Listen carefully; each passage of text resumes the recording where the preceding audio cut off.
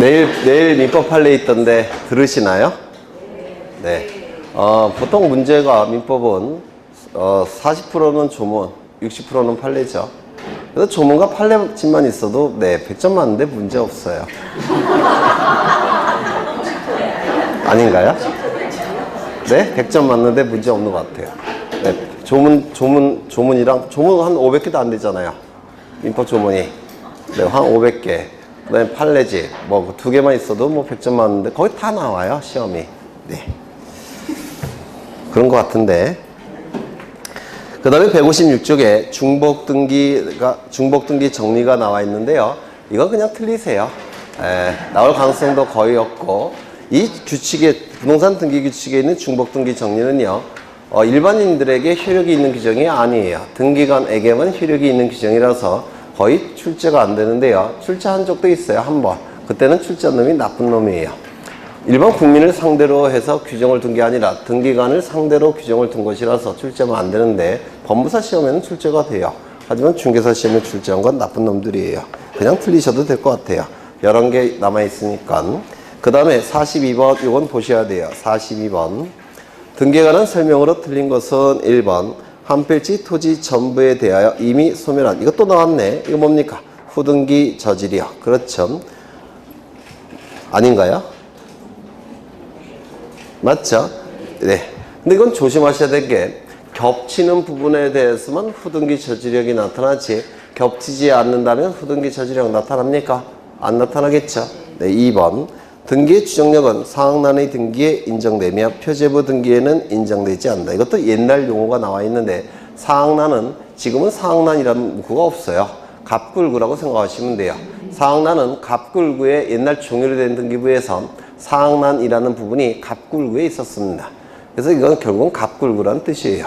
그래서 이 등기의 추정력은 본래 용어가 등기의 권리 추정력이 본래의 용어인데, 권리라는 문구를 생략해서 등기의 추정력, 중개의 추정력 이렇게 부르는 겁니다. 따라서 권리에 관한 등기에서만 추정력이 인정되죠. 표제부에서는 추정력이 인정되지 않습니다. 3번 아까 나왔던 거고, 4번 동일한 건물에 대하여 동일인 명의의 보전 등기가 중복된 경우 후등기를 기초로 하여 제3자 명의 등기가 격려가 된 때는 후등기는 유효하다. 이거 맞습니까? 틀렸죠? 네. 이 동일한 건물에 대해서 동일인 명의의 보전 등기가 중복된 경우에는 무조건 선 등기 기록 유효, 무조건 후 등기 기록 무효. 맞습니까? 네. 이걸 중복 등기 문제, 이중 등기 문제 또는 이중 보전 등기라고 부르는데, 예전에 한번 설명을 드린 것 같은데, 이거는 규칙에 나와 있는 내용이 아니라 대법원 판례이기 때문에 출제가 될 수가 있어요. 세 가지로 나눠서 생각하면 되는데, 여기 건물이 있습니다. 2층짜리 건물이 있는데요. 등기부가 먼저 만들어졌습니다. 선 등기기록이라고 불러요. 표제부가 있을 테고 갑구가 있을 테고 을구도 존재할 겁니다. 그런데 등기관이 실수해서 또 한 번 등기가 만들어졌다는 겁니다. 등기부가. 표제부가 있을 테고 갑구가 있을 테고 을구가 존재할 겁니다. 등기부는 보전 등기를 통해서 만들어지고 있기 때문에 이중 보전 등기 이렇게 얘기를 해요. 이때 여기는 1층, 2층 건물의 종류, 구조, 면적이 표제부에 기록이 되죠. 이 종류가 여기는 1층으로 되어 있고 여기는 2층짜리 건물로 되어 있다는 겁니다. 어느 게 유효, 어느 게 무효입니까? 이게 어느 게 유효? 이거 유효예요, 무효예요? 무효. 요거는 유효가 될 겁니다. 그래서 이때는 순서 갖고 판단하는 게 아니라 표제부에 정확하게 기록이 된 것만 유효, 정확하게 기록되지 않은 것은 무효가 돼버립니다. 실체관계 갖고 판단한다 이렇게 얘기합니다. 그렇죠? 표제부는 실체관계 갖고 판단하게 돼요. 여기는 2층, 여기는 1층. 어느 게 유효입니까? 여기는 유효, 여기는 무효가 되는 겁니다. 그래서 이 표제부는 실체 갖고 판단하는 것이 순서 갖고 판단하는 게 아니에요. 그렇죠? 표제부의 이중등기라고 불러요. 두 번째, 여기는 선 등기 기록이 있을 겁니다. 표제부, 갑구, 을구. 그 다음에 후 등기 기록이 있을 겁니다. 표제부, 갑구, 을구. 여기는 2층으로 되어 있고 여기도 2층으로 되어 있습니다. 똑같이 기록되어 있어요. 표제부는 둘 다 유효하겠죠. 그렇죠. 그런데 여기는 뭐라고 되어 있느냐면 1번 소유권 보존등기 가. 여기도 1번 소유권 보존등기 가. 을구에는 1번 저당권 설정등기 을 이렇게 등기가 되어 있다는 겁니다. 어느 게 유효, 어느 게 무효입니까? 네? 이건 유효, 이거 무효입니다. 선등기 기록을 무조건 무효해야 해도 상관이 없어요. 왜냐면 지금 같은 사람이죠. 같은 사람이니까 요거 무효화 시킨도 요거를 이쪽으로 옮겨주면 되죠. 갑이 요거를 이쪽으로 옮겨주겠죠. 그래서 이거 무조건 유효, 무조건 무효예요. 그렇죠. 이거는 절차적인 순서에 따라서 유효, 무효를 판단한다고 해서 절차법설 이렇게 얘기를 합니다. 이거는 선등기기로 표제부가 있을 테고 갑구가 있을 테고 을구가 있을 겁니다. 후등기기로 표제부가 있을 테고 갑구가 있을 테고 을구도 있을 겁니다. 여기는 똑같이 2층으로 되어 있어요. 그래서 정확하게 표시하고 있습니다. 여기는 뭐라고 되어 있느냐면 1번 소유권 보존등기 가. 여기는 1번 전세권 설정등기 을. 여기는 1번 소유권 보존등기 A. 여기는 1번 저당권 설정등기 B. 이렇게 등기가 되어 있습니다. 이때는 어느 것이 유효입니까? 이거 유효, 이거 무효. 맞습니까? 따라서 이 B는 A는 소유권을 취득할 수도 없고 B도 전세권, 저당권 취득할 수 없습니다. 무효인 등기부에 기록이 되어 있기 때문에 그래요. 그 다음에 어떻게 됩니까? 이게 끝이에요. 아닌데 이게 당연히 무효라고 한다면 이게 유효가 될 여지가 있습니다. 이게 당연 무효면 이게 유효화 시켜야 돼요. 이쪽은 이런 게 있을 필요가 없어요. 왜? 똑같으니까. 그래서 이걸 무조건 유효시키고 무조건 무효시켜도 을을 이쪽에 옮겨 기록하면 돼요. 등기명인이 똑같으니까. 보존등기명인이 똑같죠? 그런데 여기는 보존등기명인이 똑같습니까? 다릅니까? 달라요. 따라서 이걸 무조건 유효, 무조건 무효, 무조건 유효, 무조건 무효 이렇게 할 수는 없습니다. 왜? A, B도 보호할 필요가 있기 때문에. 그렇죠. 이때는 이게 당연 무효일 때는 이거라도 유효화 시켜야 돼요. 이거 이해가 되십니까? 그래서 이 차이점이 뭐예요? 보존 등기 명의인이 동일인이냐 동일인이 아니냐 이거 갖고 판단하는 겁니다. 이때는. 요거는 출제될 가능성이 있습니다. 민법 등기법 양쪽에서. 그렇죠. 그러면 지문을 다시 보시면 동일한 건물에 대하여 동일인 명의의 보존 등기가 중복된 경우 후등기를 기초로 하여 제3자 명의 등기가 격려된 경우에는 후등기는 유효하다. 동일인 명의의 보존 등기 이렇게 나와 있죠. 따라서 선 등기 기록이 무조건 유효, 후 등기 기록이 무조건 무효입니다. 그래서 그 다음에 5번 무효인 매매 계약을 원인으로 이전 등기가 된 경우 그 등기에 말소 등기를 하지 않고 매도인 명의로 소유권 이전 등기를 할 수 있다. 이게 뭡니까? 진정 명의 회복을 위한 소유권 이전 등기. 진정 명의 회복을 위한 소유권 이전 등기는 말소 등기 여러 건 하는 대신에 이전 등기 한 건을 하는 것이죠. 진정 명의 회복을 위한 소유권 이전 등기는 3가지 정도가 출제가 되는데 원칙은 공동 신청, 판결서가 있다면 단독 신청. 두 번째는 등기 원인은 뭐라고 기록한다고요? 진정 명의 회복. 등기 원인 날짜는 어떻게 기록한다고요? 기록하지 않는다. 요 3가지가 출제가 된다고 했죠. 다시요. 진정 명의 회복을 위한 소유권 이전 등기가 뭔지는 아시죠? 민법에서 하셨죠? 네. 원칙은 공동 신청. 예외적으로 판결서가 있을 땐 단독 신청. 진정 명의 회복을 위한 소유권 이전 등기의 등기 원인은 뭐라고 기록한다고요? 진정 명의 회복. 등기 원인 날짜는 기록하지 않는다. 요 3가지가 출제가 이루어지게 될 겁니다. 넘어가겠습니다.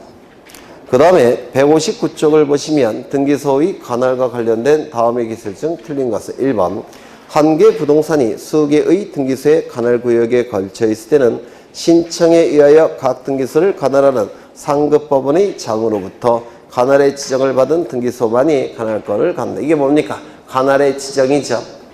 맞습니까? 관할의 지정은 신청이 있어야 된다고 했죠. 신청은 누구에게 한다고 했습니까? 상급법원의 장에게. 관할의 지정 신청서는 누구에게 제출한다고 했죠?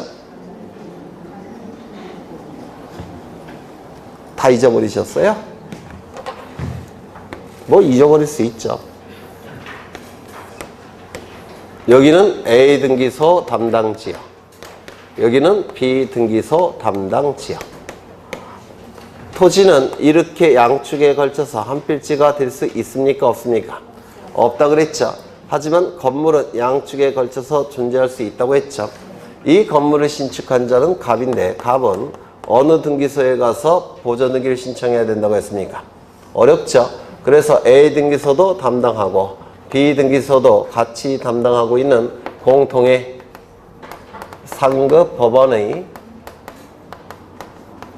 장에게 요 갑은 관할의 지정을 신청한다고 했죠. 관할의 지정을 신청한다고 했습니다. 누구에게 신청한다고요? 공통의 상급 법원의 장에게 신청을 하는 겁니다. 이때 신청서는 누구에게 제출한다고 했습니까? 신청서는 등기소에게 제출한다고 했죠.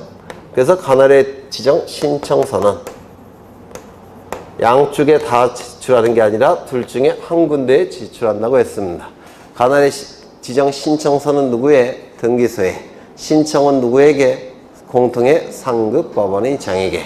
신청서가 이쪽에 제출이 되면 이쪽으로 보낸다고 했죠. 이를 송부한다 이렇게 얘기를 하게 될 겁니다. 그러면 지문을 다시 보시면 한 개의 부동산이 수 개의 등기소의 관할구역에 걸쳐 있을 때는 신청에 의하여 반드시 신청이 있어야 됩니다.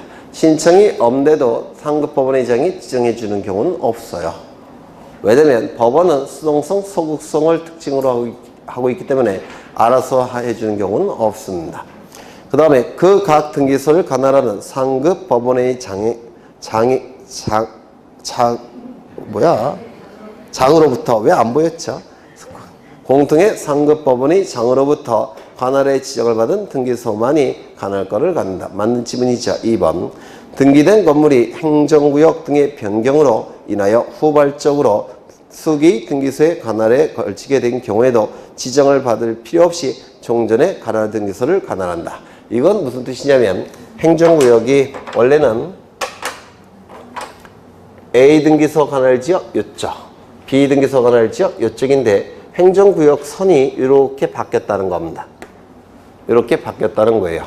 그러면 이때는 관할의 지정을 할 필요 없이 구태여 관할의 지정을 받을 필요 없이 옛날에 누가 하고 있었습니까? 네? 옛날에는 비등기소가 있었죠. 옛날에 여기가 경계선이니까. 그러면 이때는 그냥 비등기소가 계속 담당을 하는 겁니다. 이렇게 등기법에 옛날에는 규정이 되어 있었는데 지금은 이 규정이 삭제가 됐어요. 삭제가 됐어도 아마 똑같이 처리할 겁니다. 이때는 관할의 지정의 문제가 나타나지 않습니다. 종전에 담당하고 있던 등기소가 계속 하라는 겁니다. 이러한 경우에는. 그 다음에 3번. 관할 내의 행정구역 또는 그 명칭이 변경된 경우에는 등기관은 직권으로 등기명인 주소 변경 등기를 할 수 있다. 이것도 예전에 말씀을 드린 건데 행정구역 또는 행정구역의 명칭 변경. 이 행정구역과 관련이 있는 것은 등기와 관련해서 두 가지가 있죠. 먼저 부동산의 소재지가 관련이 됐죠. 맞습니까? 두 번째 등기명의인의 주소지가 관련되어 있죠. 맞습니까? 그러면 행정구역이나 그 명칭이 바뀌었다면 소재지가 바뀌어야 되니까 무슨 등기해야 됩니까? 부동산 표시 변경 등기를 해야 되겠죠. 어디에서? 표제부에서. 그렇죠. 표제부에서 부동산 표시 변경 등기를 하게 될 겁니다. 주소지가 바뀌었다면 등기명인의 주소 변경 등기를 해야 되겠죠. 주소가 바뀌는 등기가 뭡니까?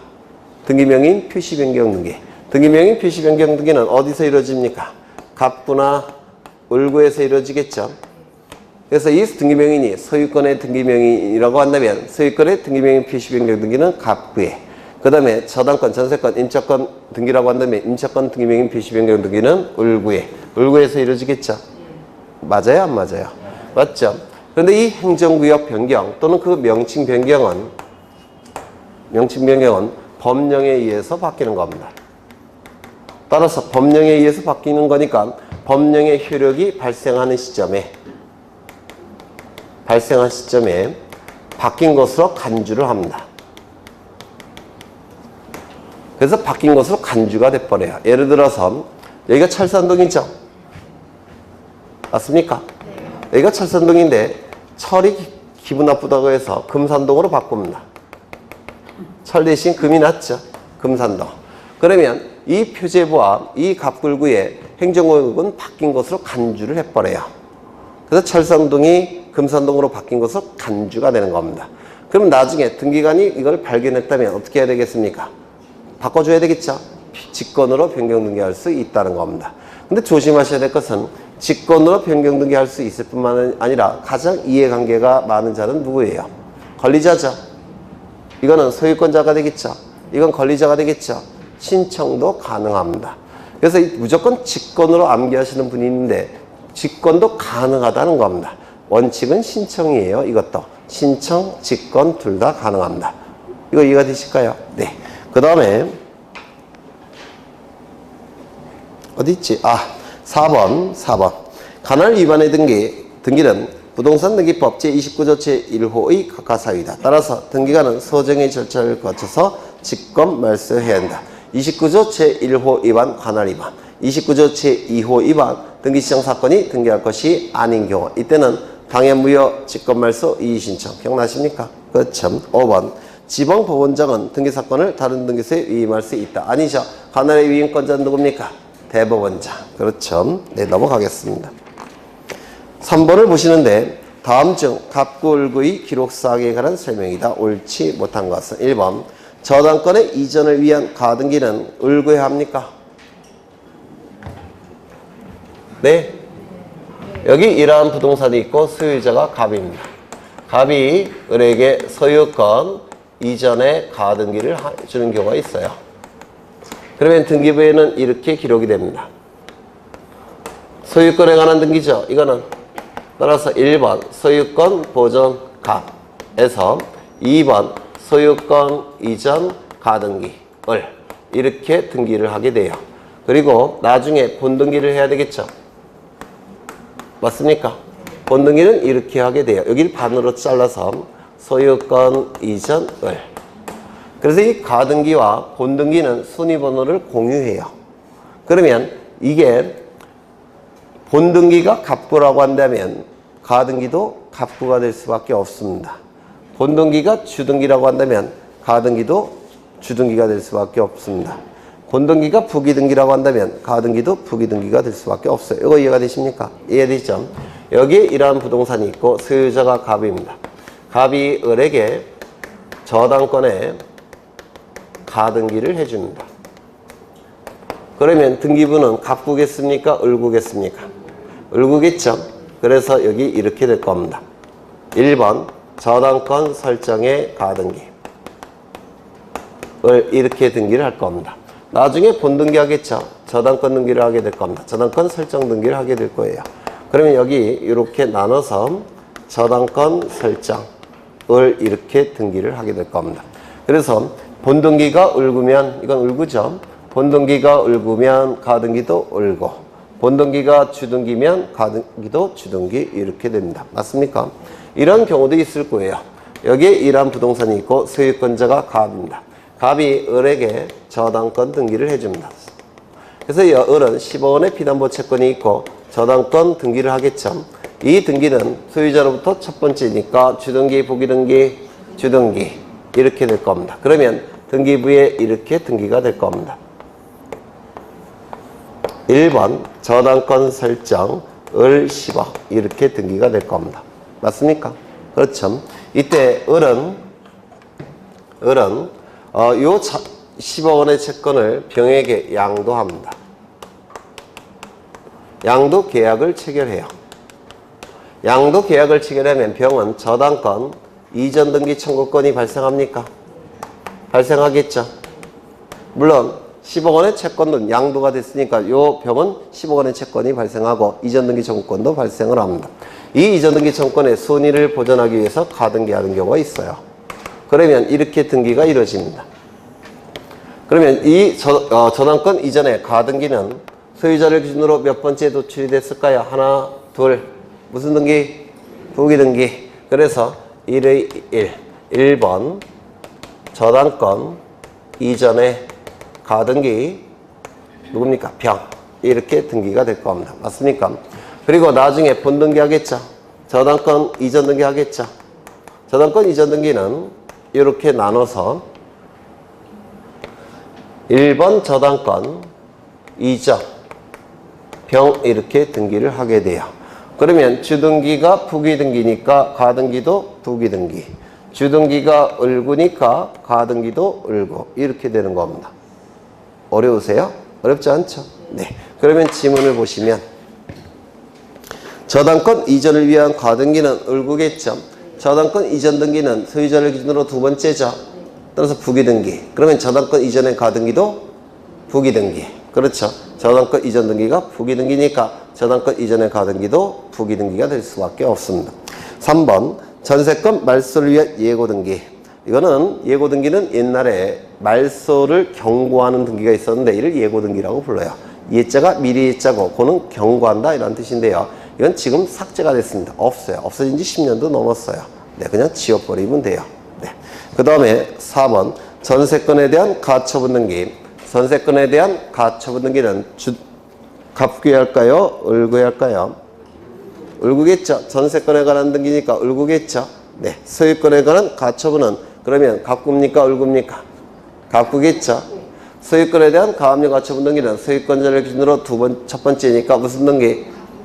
주등기. 전세권에 대한 가압류 가처분 등기는 을구에 하고 또한 소유권자를 기준으로 몇 번째입니까? 두 번째 무슨 등기? 부기등기. 그렇죠.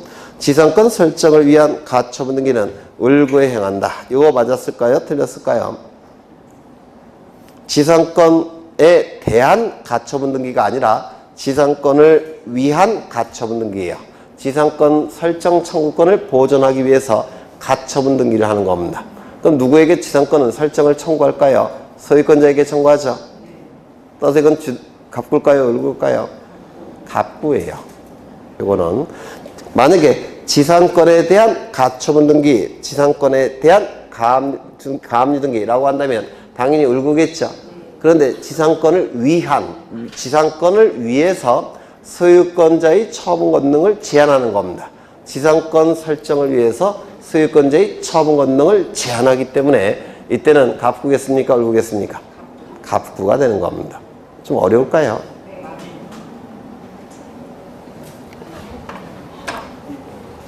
간단하게 보시면 제가 이거 했던 거예요. 여기에 이러한 부동산이 있고 소유자가 갑입니다.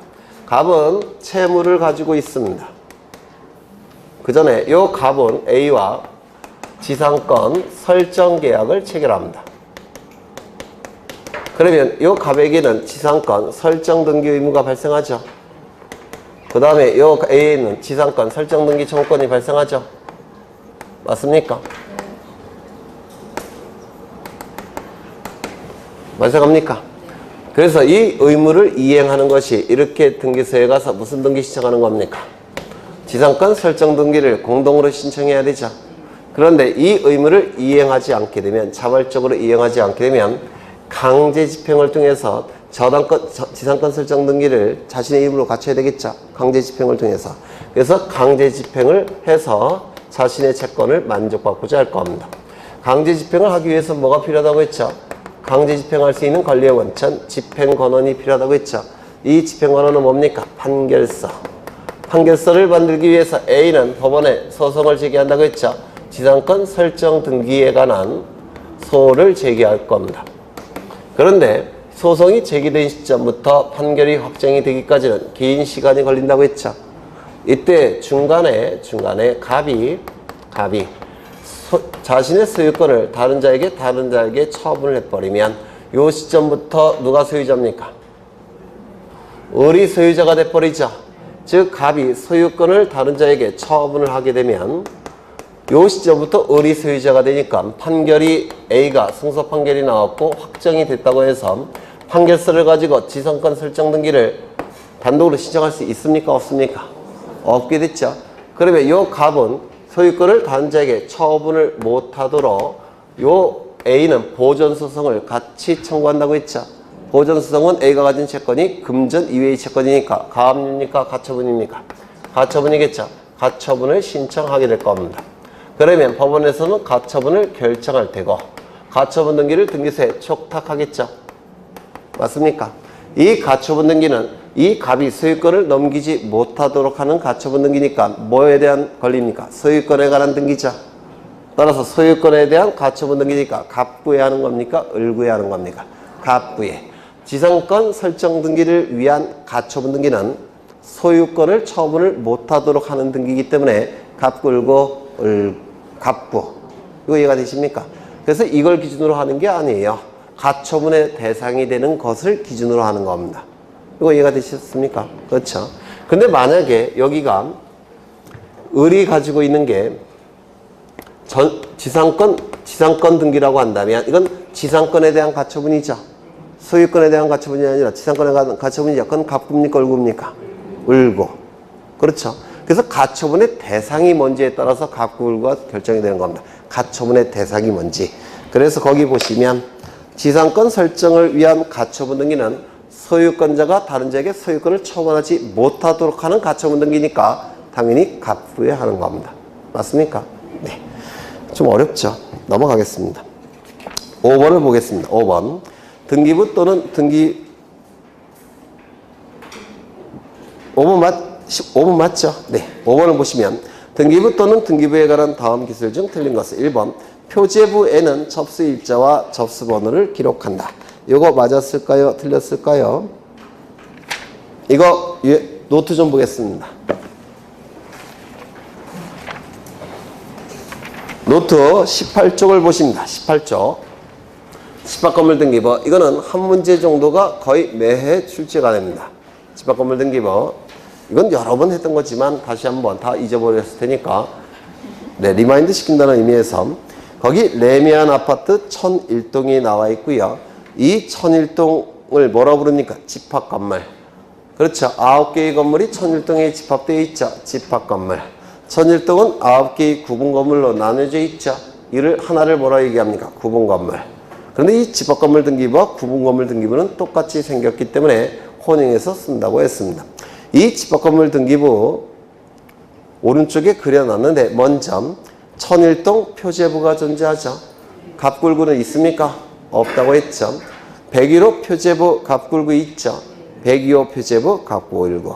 쭉 가서 303호 표제부 갑굴구가 존재합니다. 이때 표제부만큼은 반드시 동시에 작성이 된다고 했습니다. 맞습니까? 표제부는 동시에 작성이 돼야 되고 표제부는 상단부, 하단부로 나눠지고 상단부는 건물에 관한 내용이 기록이 되고 하단부는 토지에 관한 내용이 기록이 된다고 했죠. 맞습니까? 그렇죠. 그러면 1001동 표제부 상단부에는 한 동 건물의 표시, 하단부에는 대지권의 목적인 토지의 표시. 그렇죠. 그 다음에 전유 부분들을 보시면 303호 보시면 상단부에는 전유 부분인 건물의 표시, 하단부에는 대지권의 표시. 꼭 외워두시라고 했죠. 그래서 이 상단부에는 건물에 관한 내용이 들어가고 하단부에는 토지에 관한 내용이 들어가는데 하단부에 공통된 단어가 나오겠죠. 뭡니까? 대지권이라는 단어가 공통된 단어라고 했죠. 따라서 이 표제부 하단부에 기록하는 등기를 뭐라고 했습니까? 대지권 등기. 그렇죠. 그래서 표제부 하단부에 기록하는 등기가 대지권 등기라고 했습니다.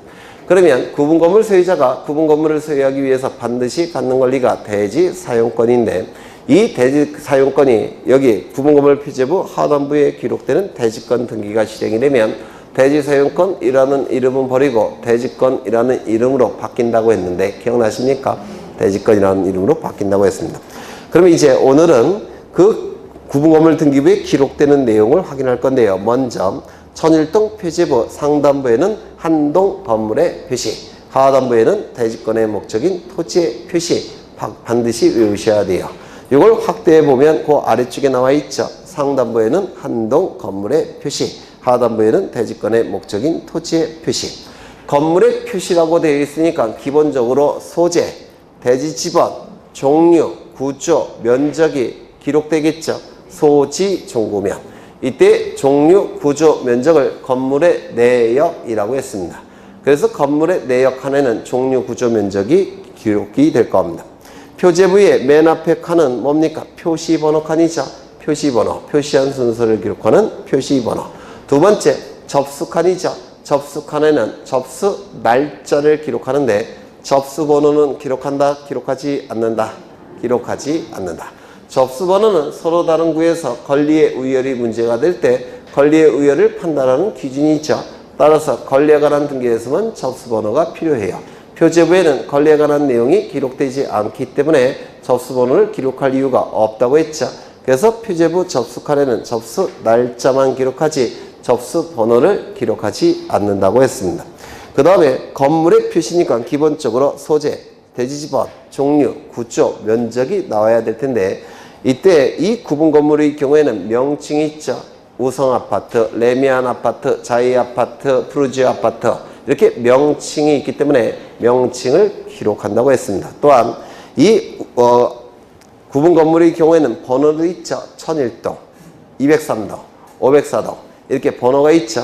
그래서 소재 지번 옆에 건물의 명칭과 건물의 번호를 기록하게 될 테고 그 다음에 건물의 내역 뭡니까? 건물의 종류, 구조, 면적을 기록한다고 했죠. 종류는 그거 뭡니까? 3층 아파트. 구조는 철근 콘크리트로 지었겠죠. 철근 콘크리트죠. 면적은 전체 면적을 기록하겠죠. 한동 건물의 전체 면적 뭐가 있습니까? 전유 부분 면적을 합산한 것과 공용 부분 면적 합산한 게 기록되겠죠. 그리고 마지막 칸은 기타가 나올 겁니다. 하단부에는 한동 건물과 대구를 이루는 부분은 대지권의 목적이 되는 토지들이죠. 토지의 표시. 토지의 표시는 맨 앞에는 표시한 순서인 표시번호가 나올 테고 그리고 접수칸은 나오지 않습니다. 위쪽에 있기 때문에 아래쪽은 접수칸이 생략되어 있고요. 토지 표시라고 되어 있으니까 기본적으로 소재, 지번, 지목, 면적이 기록되겠죠. 마지막은 기타 칸이 될 겁니다. 303호 표제부를 보시면 상단부에는 전유 부분의 건물의 표시, 하단부에는 대지권의 표시. 꼭 외우셔야 돼요. 상단부는 전유 부분 건물의 표시, 하단부는 대지권의 표시인데 전유 부분 표제부를 표기한 것이 가장 마지막에 있는 거죠. 상단부는 전유 부분의 건물의 표시, 하단부는 대지권의 표시. 상단부는 건물의 표시라는 문구가 있으니까 기본적으로 소재, 대지, 지번, 종류, 구조, 면적이 나와야 되겠죠. 그럼 맨 앞에는 표시한 순서인 표시번호. 두 번째 칸은 접수 칸이고 접수 날짜만 기록한다고 했죠. 표제부에는 권리에 관한 내용이 기록되지 않기 때문에 접수 번호가 있을 이유가 없다라고 했습니다. 그 다음에 거기 옆에 건물 번호가 나와 있는데 제가 거기다가 이러한 내용을 그려 넣으라고 한 적이 있어요. 여기 건물 번호가 있고요. 그 위에 소재 지번을 그려 넣으라고 했죠. 그리고 밑에 건물의 명칭을 그려 넣으라고 했고 그 다음에 그려 넣었으면 지우라고 했죠. 이렇게 1001동의 소재 지번과 303호의 소재 지번은 같습니다. 맞습니까? 1001동의 소재 지번과 한동 건물의 소재 지번과 전유 부분의 소재 지번은 똑같기 때문에 1001동 표제부에 기록이 됐으니까 전유 부분에는 생략한다고 했죠. 이거 시험에 대단히 잘 나온다고 했습니다. 1001동의 건물의 명칭은 레미안 아파트, 303호의 건물의 명칭도 레미안 아파트 똑같죠. 그래서 1001동 표제부에 기록이 되어 있으니까 303호에는 생략한다고 했죠. 그 다음에 건물의 번호는 1001동의 건물의 번호는 얼마입니까? 1001. 303호의 건물의 번호는 얼마예요? 304. 같습니까? 다릅니까? 다르죠. 다른 거는 기록을 해야 된다고 했습니다. 그렇죠. 그래서 거기에 건물의 번호만 나와 있고 나머지는 생략이 된다고 했죠. 그 다음에 오른쪽에 건물의 내역. 이것도 1001동의 건물 내역과 겹치는 부분은 생략합니다. 303호도 3층 아파트죠. 맞습니까? 그래서 3층 아파트 생략이 될 겁니다. 303호도 철근 콘크리트를 지었겠죠. 그래서 철근 콘크리트도 생략이 될 겁니다. 그 다음에 면적은 같을까요? 다를까요? 1001동 면적과 303호 면적은 다르겠죠. 303호 전유 부분의 면적만 보통은 기록합니다. 그리고 기타가 나올 겁니다. 하단부는 대지권의 표시. 이게 시험에 제일 잘 나오죠. 대지권의 표시. 맨 앞에는 표시한 순서인 표시번호. 두 번째가 대지권의 종류. 대지권의 종류는 세 가지가 있죠. 소유권, 또 뭐가 있습니까? 지상권, 전세권, 임차권. 그렇죠. 그래서 대지권의 종류가 나오게 될 테고요. 소유권일 때는 소유권 대지권이라고 부를 테고, 지상권이 대지권일 때는 지상권 대지권, 전세권이 대지권일 때는 전세권 대지권, 임차권이 대지권일 때는 임차권 대지권, 이렇게 종류를 기록합니다. 또한 옆에는 대지권 비율이 있죠. 대지권 비율은 구분건물 면적 비율입니까? 전유 부분 면적 비율이라고 했습니까? 전유 부분 면적 비율로 결정한다고 했죠. 그리고 마지막에 기타. 그 다음에 대지권을 취득하기 전에 토지에 대해서 선순위 권리자가 있을 때는 토지 등기부에 별도 등기 있다는 걸, 선순위 권리에 관한 등기가 있다는 걸 별도 등기 형태로 기록한다고 했죠. 이 별도 등기는 1001동 표제부 하단부에 기록한다고 했습니까? 전유부분 표제부 하단부에 기록한다고 했습니까? 전유부분 표제부 하단부에 기록한다는 걸 꼭 기억해 두셔야 돼요. 이렇게 표제부 하단부에 기록하는 등기가, 즉 토지에 관한 내용을 기록하는 등기가 대지권 등기라고 얘기했죠. 대지권 등기가 실행이 되면 등기관은 토지등기부 해당 구의 대지권이라는 취재 등기 직권으로 기록한다고 했는데 기억나십니까? 그렇죠. 대지권이라는 취재 등기, 대지권이라는 사실의 등기, 대지권이라는 뜻의 등기를 토지 등기기로 해당 구의 등기관은 직권으로 기록한다고 했죠. 그러면 대지권 취지 등기는 왼쪽에 나와 있죠. 이거는 대지권이 소유권일 때는 취지 등기는 갑부에, 지상권, 지상권, 전세권, 임차권이 대지권일 때는 취지 등기는 을구에. 그렇죠.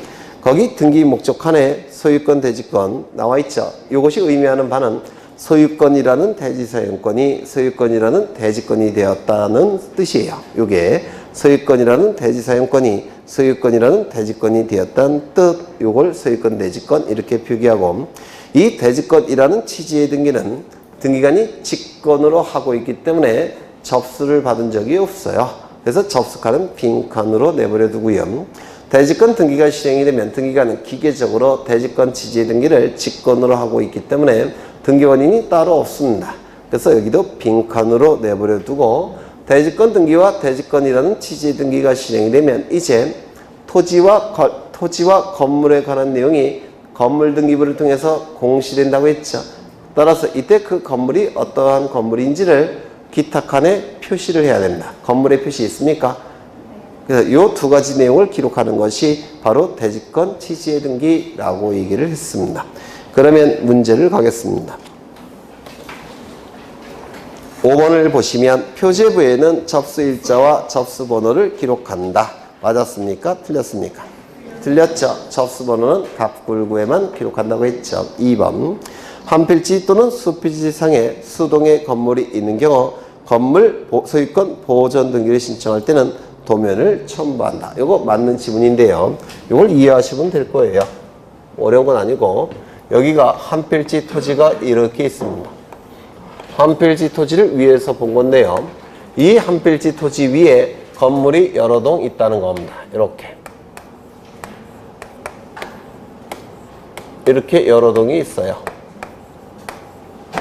그러면 이때 건물에 대해서 등기부가 보존 등기를 통해서 만들어지겠죠. 맞습니까? 그러면 이때 전부 다 어떻습니까? 소재 지번이 똑같죠. 한 필지 안에 여러 동의 건물이 있으니까 소재 지번이 같겠죠. 그러면 소재 지번만 가지고 이 건물을 특정할 수 있습니까? 없겠죠.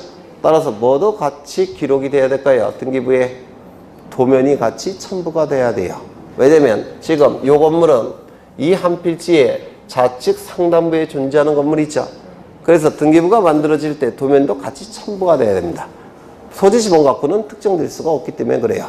그러면 요 좌측 상단부 요쪽에 위치하고 있다는 것을 등기부가 만들어질 때 같이 도면이 만들어져야 돼요. 따라서 도면을 첨부해야 됩니다. 이것도 마찬가지예요. 이것도 소재 지번 갖고 다른 건물과 구별할 수 없죠. 그래서 도면이 같이 만들어져야 돼요. 이것도 마찬가지고 어느 위치에 있는지 여부를 등기부를 통해서 공시해야 되니까 이때 도면이 제출이 돼야 됩니다. 그 도면도 원래는 등기부를 보시면 여기 기타 칸이 있죠. 해야 되는데 너무 공간이 협소하니까 따로 만들어 놓습니다. 그래서 이것도 원래 여기에 그려놓을 내용을 별도의 정보로 만든 거니까 이 도면도 강의 등기부라고 불러요. 그렇죠. 그래서 위치를 특정하기 위해서 도면이 첨부돼야 된다. 맞는 지문이에요. 그 다음에 2번 권리 변동의 원인인 등기 원인은 등기부의 표제부에 기록하지 않는다. 맞습니까? 맞겠죠? 네. 왜냐면 권리에 관한 내용은 표제부에 기록되지 않는다고 했죠. 그 다음에 4번. 근데 조심하셔야 될 것은 아까 보신 바대로 등기 원인 칸은 있어요. 표제부에. 칸은 있지만 등기 원인을 기록하지 않는다는 뜻입니다. 그 다음에 5번, 4번. 건물의 규약상 공용 부분에 관해서는 표제부만을 든다. 맞습니까? 여러분 얘기했죠? 네, 규약상 공용 부분은 표제부만 존재합니다. 따라서 규약상 공용 부분이라는 취지의 등기는 어디에 기록한다고요? 표제부에. 소유권의 등기 명인이 단독 신청을 통해서 규약상 공용 부분 취지의 등기를 한다고 했죠. 구분건물 등기부 표제부에는 대지권에 관한 사항을 기록한다. 맞습니까? 맞죠? 전유부분 표제부 하단부에 대지권의 표시를 기록했죠. 대지권의 종류, 대지권의 비율. 넘기겠습니다. 6번을 가죠. 6번. 다음 중 틀린 것은 이라고 되어 있는데 1번. 등기부의 표제부에는 각 토지 또는 각 건물의 소재와 지번을 기록한다. 맞습니까? 맞죠? 소지 종구면, 소지 지면. 그렇죠. 2번. 등기부 표제부에는 부동산 표시와 그 변경에 관한 사항을 기록하며 표시 번호란에는 표제부에 등기한 순서를 기록한다. 맞겠죠? 표시 번호는 표시한 순서라고 했죠. 3번. 집합건물법에서는 구분 소유권과 대지 사용권의 분리 처분을 금지하고 있으며 대지 사용권은 구분 건물의 처분에 따르는 것이 원칙이다. 맞습니까? 맞죠?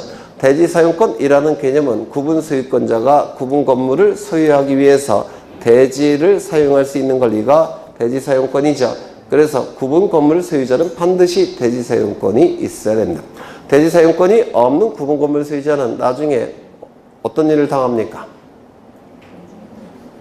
네? 민법에서 하셨을 텐데 매도 청구당하죠. 안 들어보셨어요? 매도 청구권. 매도 청구권은 구분 소유자가 대지 사용권이 없을 때는 대지에 대한 권리자가 매도 청구권을 행사하게 돼요.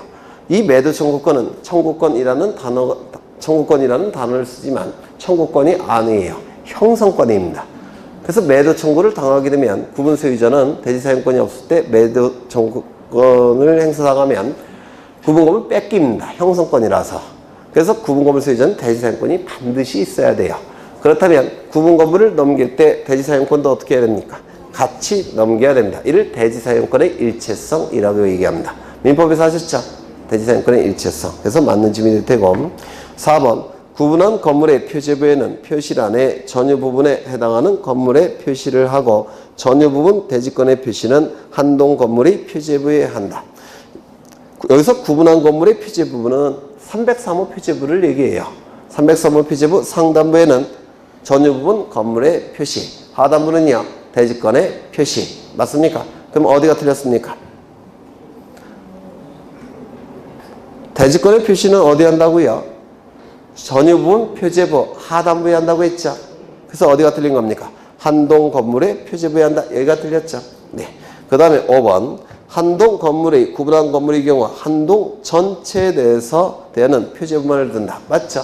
천일동에는 표제부만이 있죠. 그 다음에 10번을 가겠습니다. 10번. 구분 건물 등기 기록의 표제부에 기록되지 않는 사항. 1번. 전유 부분 등기 기록의 표제부에는 건물 번호 기록합니까? 한동 건물의 건물 번호와 303호의 건물 번호는 일치해요? 일치하지 않아요? 일치하지 않죠? 건물 번호 기록합니까? 기록하죠. 그러면 소재, 지번, 건물의 명칭 기록합니까? 기록하지 않는다고 했죠? 시험에 대단히 잘 나옵니다. 요거는 꼭 기억하셔야 돼요. 그 다음에 2번. 대지권이 있는 경우 전유 부분 등기 기록의 표제부에 대지권의 표시에 관한 사항 기록합니까? 전유 부분 표제부 상단부에는 건물의 표시, 하단부에는 대지권의 표시, 대지권의 표시에서 제일 중요한 건 대지권의 종류, 대지권의 비율. 그렇죠. 그 다음에 3번. 한동 건물의 등기기록 표제부에 소재지번 기록합니까? 기록하죠. 전유부분 표제부에는 소재지번 기록합니까? 안 합니까? 안 하죠. 똑같은 거 자꾸 물어보고 있는 거예요. 외우시라고. 4번. 대지권이 있는 경우 한동 건물의 등기기록 표제부에 대지권의 목적인 토지의 표시에 관한 사항 기록합니까? 맞죠? 한동 건물 표제부 상단부에는 한동 건물의 표시, 하단부에는 대지권의 목적인 토지의 표시. 5번. 대지권 등기를 하였을 경우 한동 건물의 등기기록 표제부에 소유권이 대지권이라는 뜻, 소유권이 대지권이라는 뜻 뭡니까? 대지권이라는 뜻의 등기죠. 대지권이라는 뜻의 등기는 어디에 합니까? 네? 대지권이라는 뜻의 등기, 대지권이라는 취지의 등기, 대지권이라는 사실의 등기 어디 합니까? 토지 등기기록 해당부에 한다고 했죠. 대지권이 소유권일 때는 갑부에, 대지권이 소유권 이에 걸릴 때는 을구에 등기관이 직권으로 한다고 했습니다. 표제부가 틀렸겠죠. 한동 건물의 등기기록 표제부가 틀렸습니다. 13번 가겠습니다. 13번. 다음은 규약상 공용 부분에 관한 설명이다. 옳지 못한 것은 1번. 규약상 공용 부분은 표제부만 두고 갑구을구는 두지 않는다. 맞습니까? 맞죠. 규약 공용 부분이라는 뜻을 정한 규약이나 공정증서를 첨부해야 된다. 맞죠. 3번. 공용인 규약을 폐지한 경우 새로운 권리자는 단독으로 소유권 이전 등기를 한다. 맞습니까? 그렇죠. 이거 정말 여러 번 한 거 아닙니까? 소유권 보존 등기 한다고 했죠. 단독 신청이라고 했죠. 네, 틀렸습니다. 공용 부분은 전유 부분 처분에 수반되며 별도의 등기를 요하지 아니한다. 맞겠죠? 4번, 5번. 공용이라는 뜻의 등기를 하는 경우 이해관계인이 있을 때는 그의 승낙서를 첨부해야 된다. 맞습니까? 맞지 않을까요? 맞죠? 전유 부분으로 만들어졌는데 규약을 통해서 공용 부분으로 전환시킨 게 규약상 공용 부분이라고 했죠. 그런데 그 전유 부분에 대한 권리자가 있다면 그자의 승낙을 받아야 되겠죠. 그래서 맞습니다. 정답은 3번. 하나만 더 보고 오늘 끝낼게요. 그 14번을 보겠습니다. 등기부 등에 관한 설명으로 틀린 것은 이라고 되어 있는데요. 이것 좀 확인하겠습니다.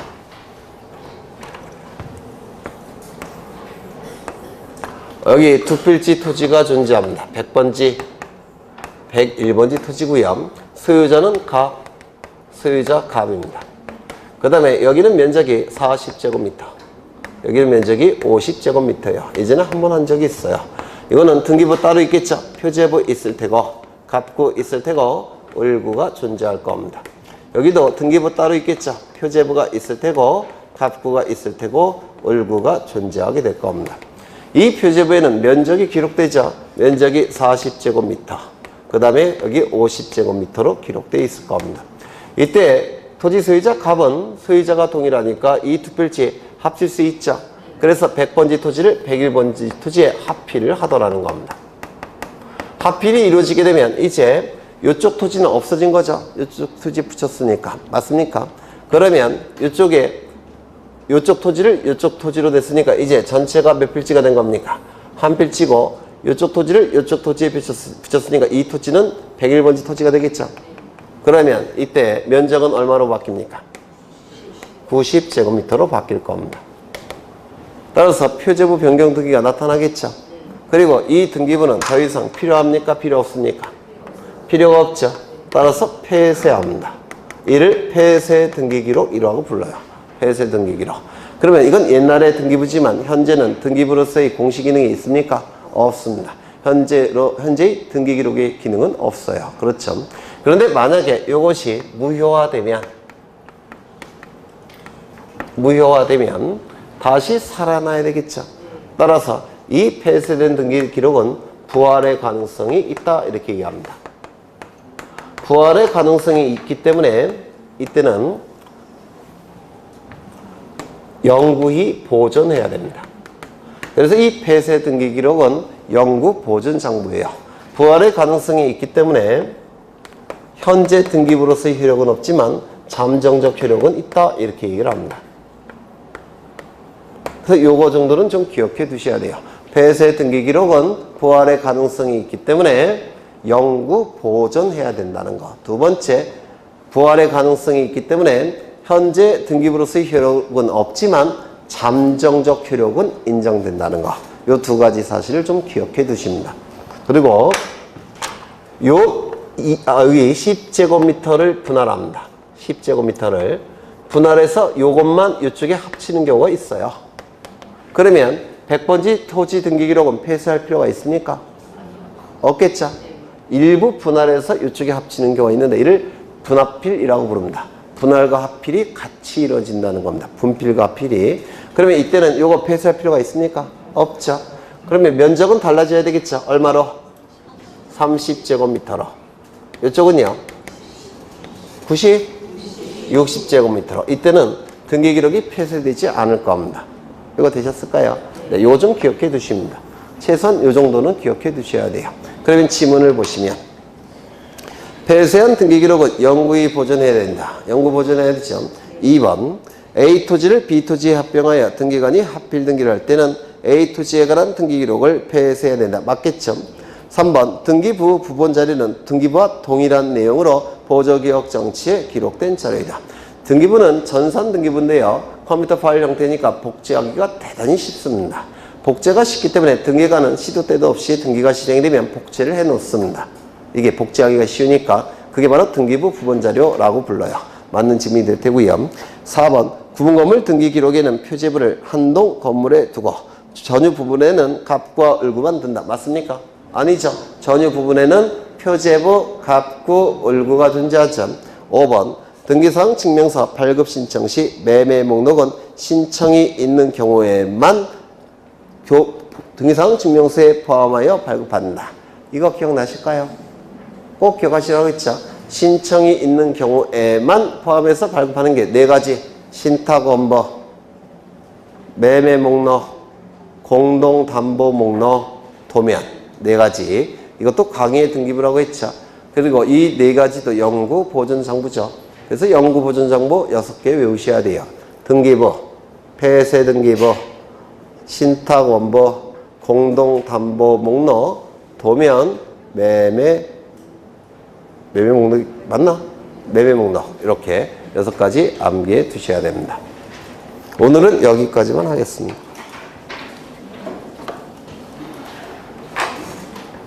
문제가 좀 쉽죠? 네. 안 쉬워요? 지나치게? 제가 내년에 100점 맞는지 꼭 확인할 겁니다. 고생하셨고 다음 주에 뵙겠습니다. 수고하셨습니다.